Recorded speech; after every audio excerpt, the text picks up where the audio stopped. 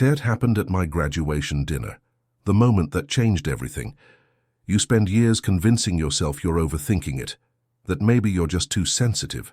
Maybe the subtle digs, the way you're constantly overlooked, the empty praises, they're not as bad as they feel, but then one sentence cracks the illusion wide open.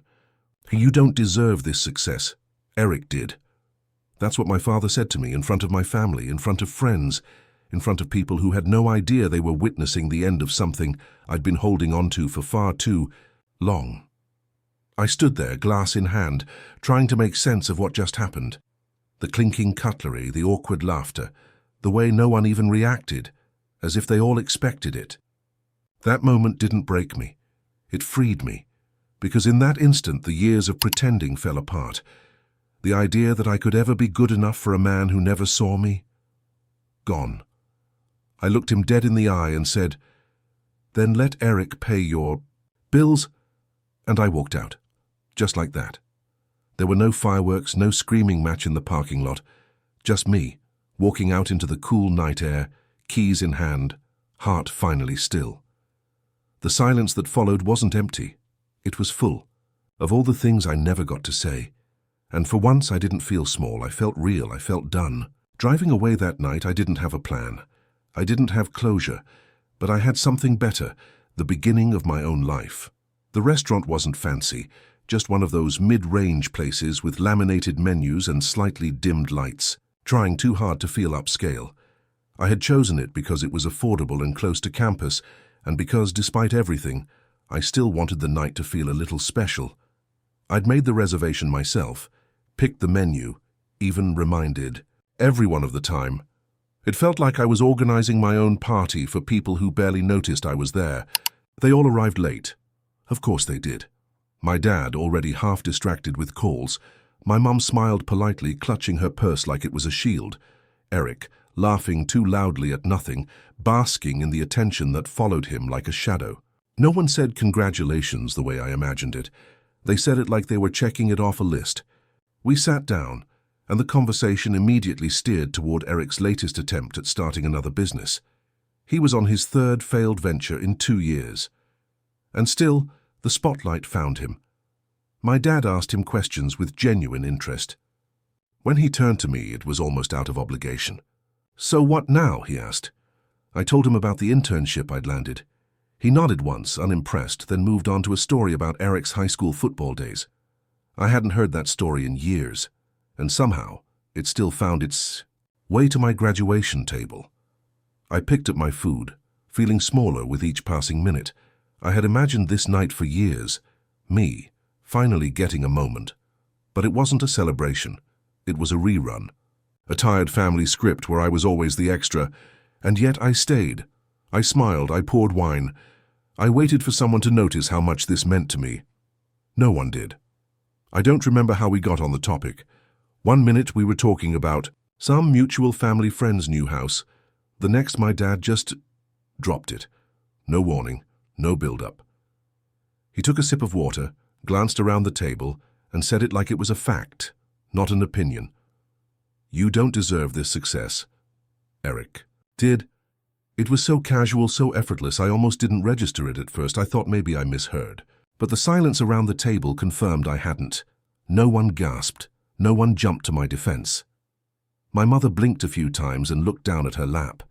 Eric shifted uncomfortably, but didn't speak. It was like everyone had quietly agreed that this was his truth to say.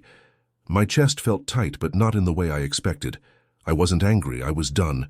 All the small moments, the ignored report cards, the backhanded compliments, the way my achievements were always filtered through his disappointment, they all landed in that single sentence. It was a verdict, not just in the evening, but in my entire life. I looked at him, really looked, and all I saw was a man who couldn't recognize value unless it looked like what he wanted, who saw Eric's charm and chaos as brilliance and my consistency as nothing special. It didn't matter that I graduated with honors, that I paid my own rent, that I made it through 4 years without leaning on them once.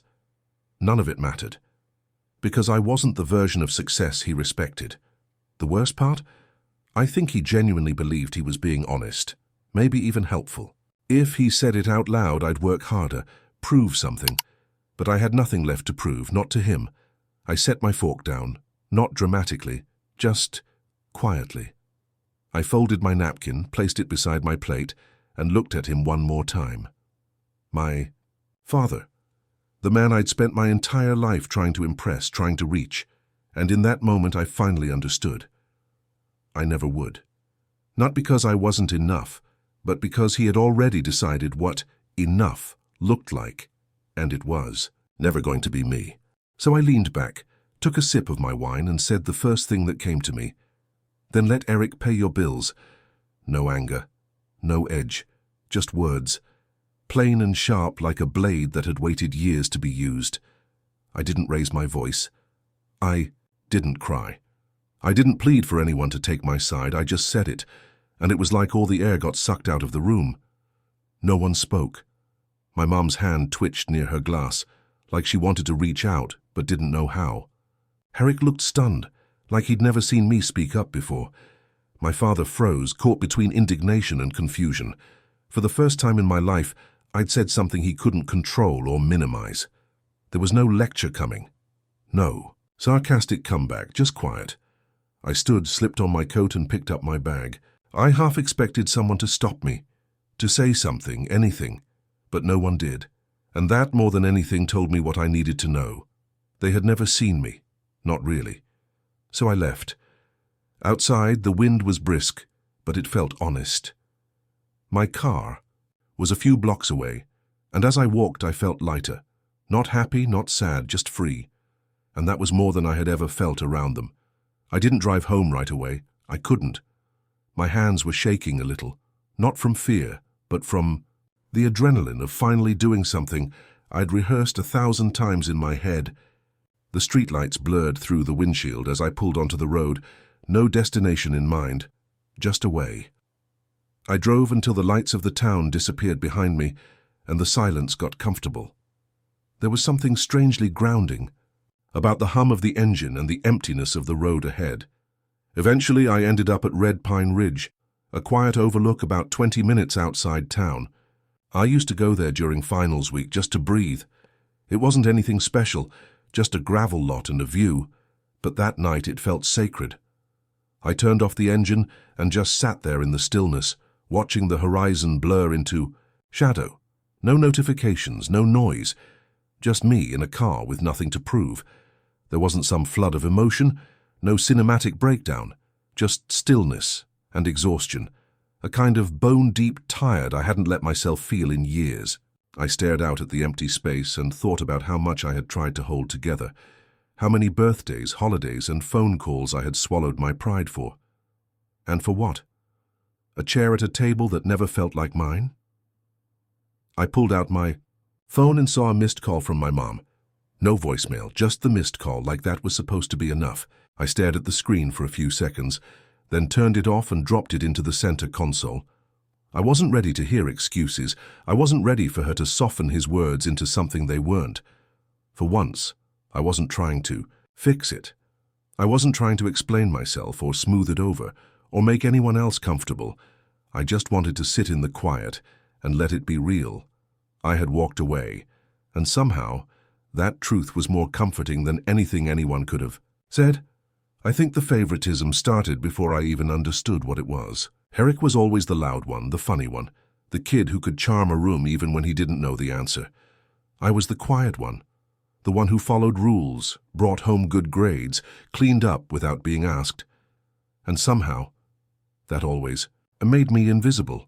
Being reliable never got the applause, it just got expected. When we were younger, it was little things. Eric would forget his homework, and my dad would laugh it off. He's got other talents. I'd bring home a perfect test score, and he'd barely glance at it. When Eric made the soccer team, the whole family showed up to cheer. When I won a statewide writing contest, I got a text that said, "Nice." It wasn't that they hated me. They just didn't see me, not in the way they saw him. It got worse over time. I worked 2 part-time jobs during college and still managed to keep my GPA up. Eric dropped out of community college and moved back home, yet he was still the one my dad bragged about at family barbecues. My mom would sometimes pull me aside, say things like, You know your dad just has a hard time expressing himself. Or, he does love you, he's just different. I stopped arguing with her after a while. It was easier to let the silence sit between us than to keep asking questions that led nowhere. The financial disparity sealed it. They helped Eric buy a car after he wrecked his first one. They helped him with rent. They bailed him out of messes. I paid for every textbook, every bus ticket every semester, alone, and I kept thinking, maybe if I just keep going they'll finally notice. But they never did. They noticed him. Something in me started to unravel after that night, not in a chaotic way, but like pulling a thread that had been holding everything together for too long. I found myself replaying moments, not just from the dinner, but from years back. Times I'd brushed things off, times I'd made excuses. It all started to look different under the light of that final remark. I realized it wasn't just neglect. It was a pattern, a quiet, constant messaging that I wasn't enough unless I was performing, being useful, making things easier. I was the glue, the buffer, the fixer, not a person with feelings, just a role in their drama. And once I saw it, I couldn't unsee it. There was this moment a week after the dinner. I was folding laundry in my apartment when I suddenly stopped, mid-fold, and just stood there. It hit me. They never asked me who I was, what I wanted. They just expected me to show up, be solid, be responsible. And I had been. But at what cost? I had spent years shrinking myself to fit into a space that wasn't built for me. I had made myself smaller so they could feel bigger. I bent so many times, I forgot what it felt like to stand tall. And once I admitted that, there was no going back. The disappointment wasn't in them anymore, it was in myself for staying silent for so long. But even that began to shift, because that realization wasn't shame. It was clarity. I said it out loud that night, alone, in my room. It ends now. Not with rage, not with bitterness, just the truth. Quiet, steady, and irreversible. I wasn't going to chase approval anymore. I wasn't going to keep trying to earn something that should have been mine without conditions. That chapter was over. Finally, after the clarity came the quiet decisions. No big declarations, just boundaries one by one. I stopped replying to the messages. First my mom's texts, soft questions like, "How are you feeling?" or "Dad didn't mean it that way." Then Eric's half-hearted attempts to smooth it over with a joke or a meme, like nothing had happened. I didn't block them right. Away. At first I just let the silence speak for me, but silence wasn't enough. The guilt still crept in, sneaky and persistent, so I made it final. I blocked them, not out of hatred, out of survival, because every message felt like it was pulling me back into a version of myself I didn't want to be anymore. The version who explained, justified, tolerated. I couldn't do it again, I didn't want to. Moving to Ashfield was the line in the sand. A city I'd never lived in, where no one knew me as someone else's shadow. I packed what I could fit into my car, left the key to my old apartment on the counter, and drove. No goodbye tour, no long letters, just a clean break. The drive was long, but it felt like exhaling after holding my breath for years. Ashfield was quiet, slower. I didn't know anyone there, that was the point. I wasn't running away, I was starting over. I found a small apartment with chipped tile and a crooked mailbox, and it felt like freedom. For the first time I wasn't building a life around what they needed. I was building it for myself. Letting go didn't feel like a release at first, it felt like mourning. But slowly the grief made room for something else. Space, breath, the chance to finally exist without editing myself. And in that emptiness, I started to feel the first flickers of something I hadn't felt in years. Peace. Peace didn't arrive. All at once, it came in pieces in the small and quiet things. Cooking dinner in silence without anyone questioning why I wasn't eating with the family. Hanging my own photos on the wall. Setting a schedule that didn't revolve around someone else's chaos. I started sketching again, badly at first, but without judgment. Just the feel of a pencil in my hand, lines that didn't have to be perfect. The drawings didn't go on the fridge, they stayed in a drawer, but they were mine. My apartment was tiny, but it was mine. I chose every piece of furniture, every mug, every plant.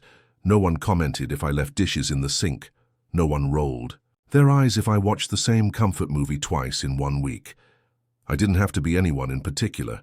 I could just exist. I played music too loud on Saturday mornings. I walked around barefoot. I stopped apologizing to the walls for taking up space. At work, I kept to myself at first, just doing the job, showing up on time, trying not to draw attention. But people are people, and eventually I started talking. A co-worker named Nora invited me out for coffee. She didn't pry, just listened.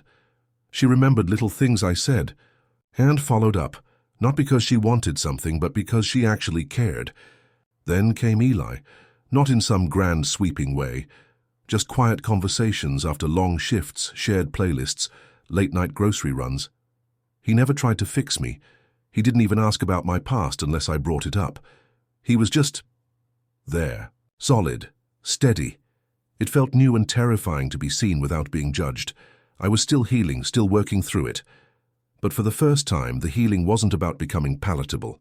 It was about becoming whole. Not the perfect child, not the fixer, just a person trying. And for once that felt like enough. It was months before I heard from them again. First, it was a letter from my mom, handwritten. She said she missed me and asked if we could talk. No apology, just a soft nudge. I didn't respond. Then came the voicemail from my father. His voice calm, almost performative. He said he was thinking about me and hoped I was doing well. He didn't mention the dinner, not a word about what he said. I replayed that voicemail once, then deleted it. There was nothing to say back. He wasn't reaching out to connect. He was reaching out to reset, to pretend nothing happened, that we could slide back into the roles we always played. But I wasn't that person anymore. I didn't owe them the comfort of my silence, not again. A week later, my mum showed up, unannounced. I opened the door and saw her standing there, holding a small bag of cookies like a peace offering. She looked tired, maybe sorry, but I didn't ask. She started talking about family, about how things had been difficult lately, about how my father misses me even if he can't say it. I listened. I let her speak. And then I said the hardest, simplest thing. I'm not coming back. She didn't cry. She just nodded, like a part of her already knew. She left the cookies on the table and walked away. I closed the door and locked it, not out of fear, but out of finality. That was the last time I saw her. There was no fight, no screaming match, no teary reunion, just a choice. Mine. Do not go back. To not perform forgiveness just because it would make things easier. For them. I didn't need revenge, I didn't need closure from them. I just needed distance, and I had it, and that was enough. My life didn't suddenly become perfect after all of that. It was slow, uneventful even. But it was mine. I started to settle into routines that made me feel grounded. Morning walks before work, grocery lists on Sundays, a weekend ritual of cleaning my tiny apartment while blasting music that made no sense together but made me feel alive. There was peace in repetition. I made new friends, real ones. Nora and I started hanging out more. Not just coffee, but movies, errands, late-night phone calls, where we talked about everything and nothing. With her, I didn't have to filter myself. I didn't have to be the responsible one all the time.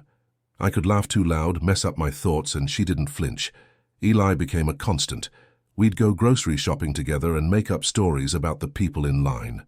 We had a running joke about buying a different weird snack each week and rating it like food critics. It was silly, simple, and somehow exactly what I needed.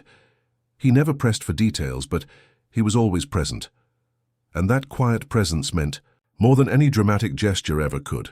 Work was steady. Nothing glamorous, but it paid the bills and didn't drain me. My boss respected boundaries. My co-workers asked how my weekend was and actually listened. I didn't dread Mondays. I didn't feel like I was wearing a mask. I was just living. And maybe the most surprising part? I didn't miss them. Not really. I thought I would. I thought the quiet would echo with their absence, but it didn't. The quiet felt full, like something whole was finally growing in a space where I used to feel hollow. I had no desire to go back, not out of spite, just because I didn't need to.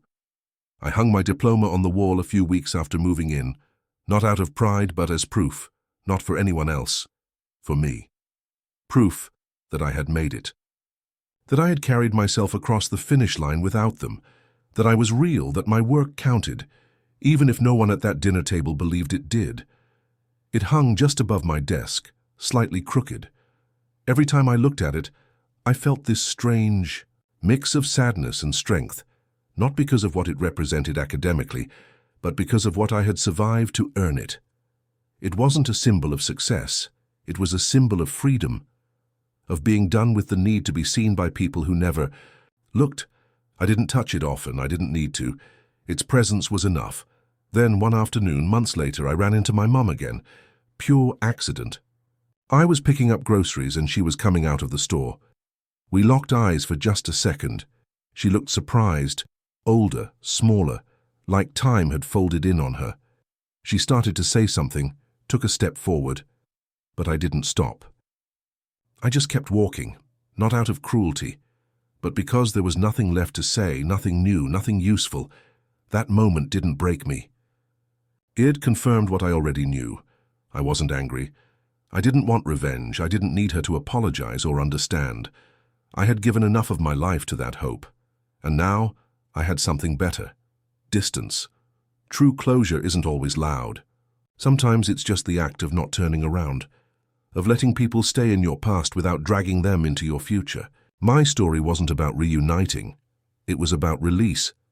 And that silent goodbye in the parking lot? That was the last page.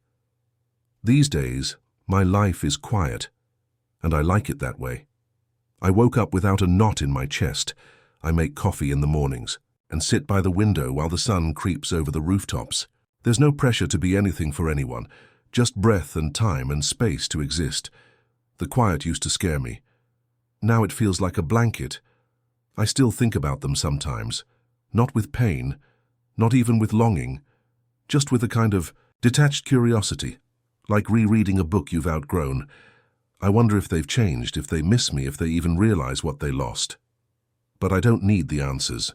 That's the difference now. I don't live in the questions anymore. I let them float past like clouds I don't chase. Sometimes people assume healing looks like forgiveness or reconciliation.